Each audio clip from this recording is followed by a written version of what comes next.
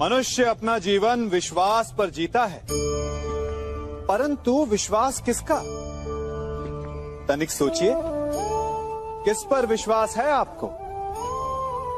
महापुरुषों की कही बातों पर, ग्रंथों में लिखे ज्ञान पर, माता पिता की सीख पर, या मित्रों के दिए गए निर्देशों पर, या फिर मेरी कही बातों पर? ये सब विश्वास अपूर्ण है जब तक आपको स्वयं पर विश्वास ना हो। यदि विश्वास करना है तो पहले अविश्वास करने के विज्ञान को भी सीखना चाहिए।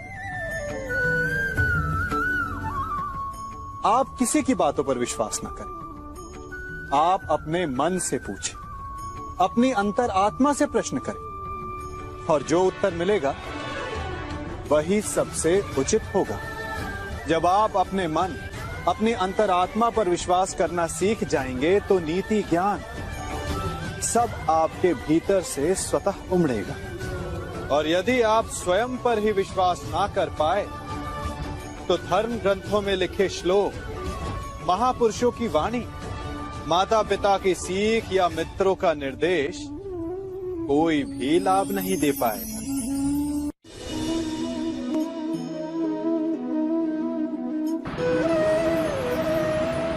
सत्ता की लालसा सबके हृदय को घेरे रहती है। प्रत्येक व्यक्ति अपना एक राष्ट्र निर्मित करने का प्रयत्न अवश्य करता है।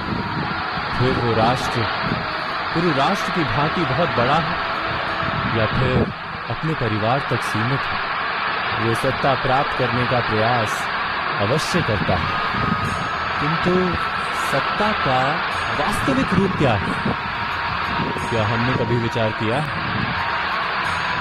एक मनुष्य जितने अधिक लोगों के जीवन को प्रभावित कर सके, जितने अधिक लोगों के जीवन की स्वतंत्रता पर अंकुश रख सके, उतनी ही अधिक सत्ता का अनुभव करता है।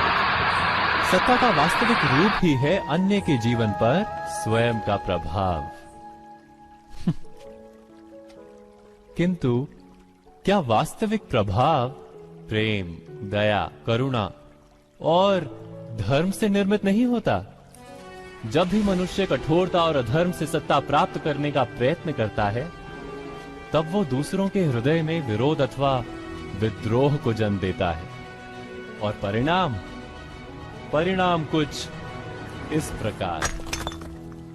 हाँ, कुछ समय के लिए वो स्वयं को प्रभावी और शक्तिशाली अवश्य पाता है, किंतु वो वास्तविक सत्ता नहीं। यही कारण है कि भृगु और वशिष्ठ जैसे ऋषियों की आज भी पूजा की जाती है, रावण और हिरण्यकश्यप की नहीं। इस पर तो आप विचार अवश्य करें। सत्य कहा ना? विद्या प्राप्त करने का प्रयत्न आपने क्यों किया था अंगराज? क्या विद्या का महत्व जाना था आपने? क्या विद्या प्राप्त करके समाज को लाभ देने की इच्छा थी आपके हृदय में, या केवल अपने अपमान का प्रतिशोध लेने हेतु आपने विद्या प्राप्त की? वास्तव में विद्या प्राप्त करने हेतु श्रम की तो आवश्यकता ही नहीं होती, केवल एकाग्रता और समर्पण पर्याप्त है। ज्ञान तो आत्मा का सहज गुण है, और आप बुद्धिमान हैं। आप ही बताइए, विद्या ग्रहण करते समय मन एकाग्र क्यों नहीं रहता?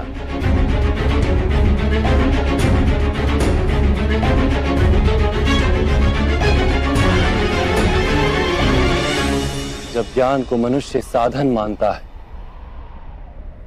किसी अन्य वस्तु को प्राप्त करने हेतु ज्ञान ग्रहण करने निकलता है, तब ज्ञान ग्रहण करते समय उसका मन स्थिर नहीं हो पाता। ज्ञान उसकी आत्मा का गुण नहीं बन पाता। जैसे रंग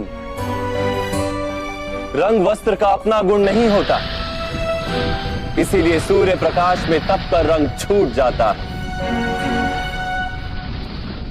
जो व्यक्ति अमूल्य ज्ञान का मोल जानकर ज्ञान प्राप्त करता है, उत्तम बन जाता है। किंतु जो व्यक्ति कुछ और प्राप्त करने के आशय से ज्ञान प्राप्त करता है, वो जीवन भर श्रेष्ठ बनने की स्पर्धा में लगा रहता है, किंतु उत्तम नहीं बन पाता। आप इस संसार में ऐसे कई लोगों को जानते होंगे जिन्हें आप स्वार्थी मानते हैं, जो आवश्यकता पड़ने पर ही आपको स्मरण करते हैं, किंतु जैसे ही उनकी आपके सहायता की आवश्यकता पड़ती है, हाथ जोड़कर आपके सामने सज्ज रहते। बड़ा क्रोध आता है ना इनको, मन खिन्न हो जाता, मन से ये स्वर निकलता है कि इस व्यक्ति की सहायता न करें। ऐसा कभी मत कीजिए। आप सोचेंगे क्यों कह रहा हूं मैं ऐसा? स्मरण रखिएगा, दीपक का स्मरण व्यक्ति केवल तभी करता है जब अंधकार गहरा हो जाता है। उसे स्वार्थी मानकर स्वयं व्याकुल ना हो, स्वयं को दीपक मानकर आनंदित होइए। भाग्यवान समझिए खुद को कि आप इस संसार में किसी की सहायता करने योग्य हैं। किसी के स्वार्थी होने से स्वयं का दृष्टिकोण न बदले। बस ये दृष्टि रखिए स्वयं के परमार्थ पर। मन प्रसन्न होकर बोले, राधे राधे। समाज में अक्सर लोग कहते हैं कि मैं उस आदमी से कोई संबंध नहीं रखूंगा क्योंकि वो तो मनुष्य है ही नहीं, वो इंसानियत के नाम पर धब्बा है।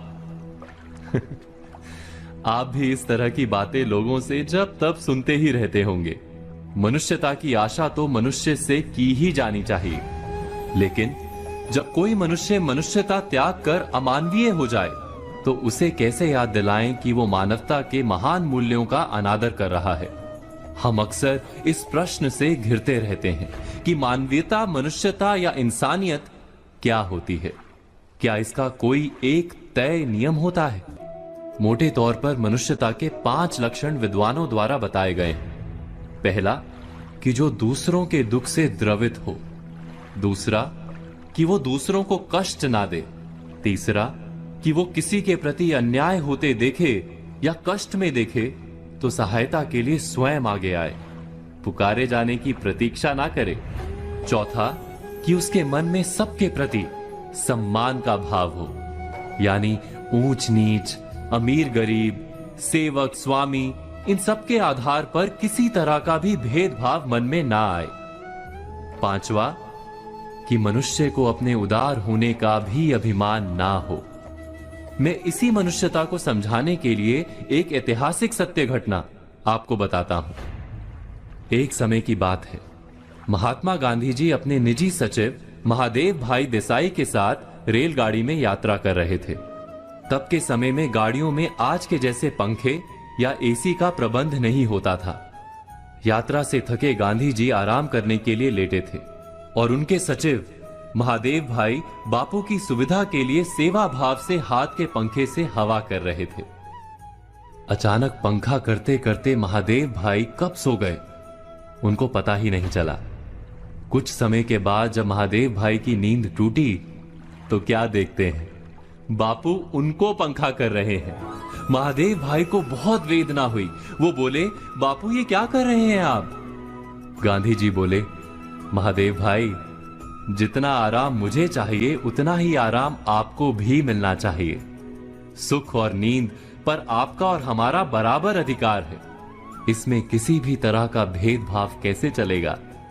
ये है मनुष्यता का एक उदाहरण, जिसमें व्यक्ति अपने पद प्रतिष्ठा के घमंड में ना पड़कर अपने साथ वाले किसी भी व्यक्ति को बराबर का मान दे, बराबर समझे, बराबर माने।